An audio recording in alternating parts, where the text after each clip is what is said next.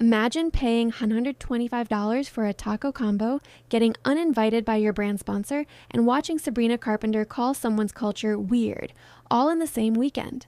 Welcome to Coachella 2026, baby. Coachella 2026, the desert was not ready. Every year, thousands of people trek into the scorching California desert for what was once a legendary music festival. But somewhere along the way, Coachella stopped being about the music. In 2026, it became a full-blown reality show, and nobody even voted for the cast. Let's get into it.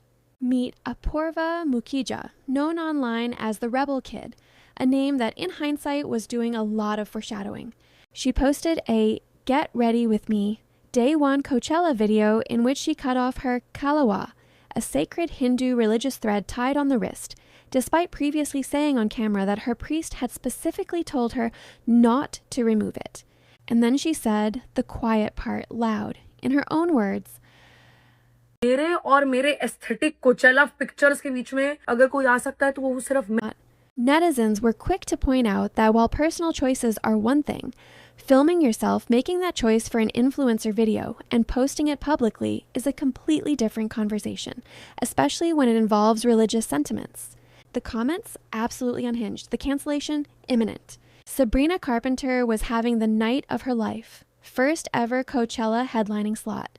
The show, Sabrina would, who had vintage cars, dancing nuns, celebrity cameos. It was cinema. And then one fan in the crowd decided to celebrate authentically. A fan let out a zagruta. I don't like it. When the fan explained it was a cultural form of celebration, Sabrina doubled down. Is this Burning Man? What's going on? This is weird. The clip went viral faster than you can say could have handled it better, which to her credit is exactly what she said. She posted an apology on X explaining her reaction was pure confusion, sarcasm, and not ill-intended, adding, "Now I know what a zagrauta is. I welcome all cheers and yodels from here on out." The replies were split. Some accepted it, some didn't, and at least one person argued that apologizing publicly just gave the internet permission to pile on harder. Lesson learned. When a fan does something you don't understand at your concert, maybe just vibe with it? Okay, this one is genuinely funny. Coachella food lines are notorious. Hour-long waits, blazing sun, people wilting like forgotten salad. It's basically a rite of passage. So imagine everyone's shock in 2026 when nobody was in line.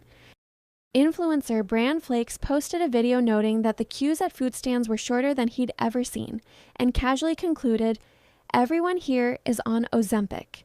The appetite-suppressing weight loss drug became the internet's joke of the weekend.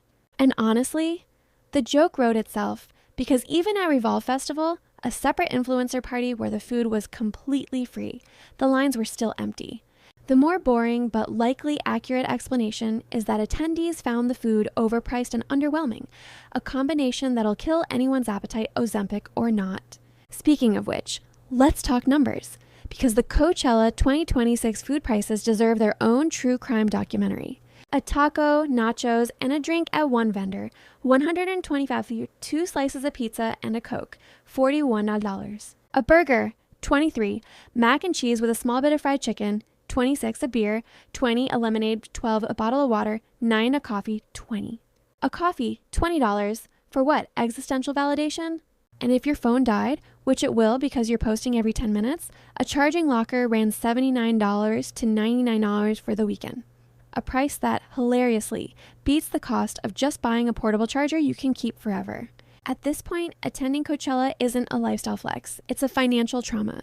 And finally, the chapter that made the internet equal parts sympathetic and completely merciless. Coachella runs on brand deals. If a brand invites you, you get the ticket, the hotel, the fits, the whole package. If they don't, you're watching the live stream in your pajamas like the rest of us. So, when brands started mass canceling their creator invites days before the festival, Tiara Nelson, 4.7 million TikTok followers, went online to share that she'd already done her hair for the festival before her brand ticket was pulled at the last minute.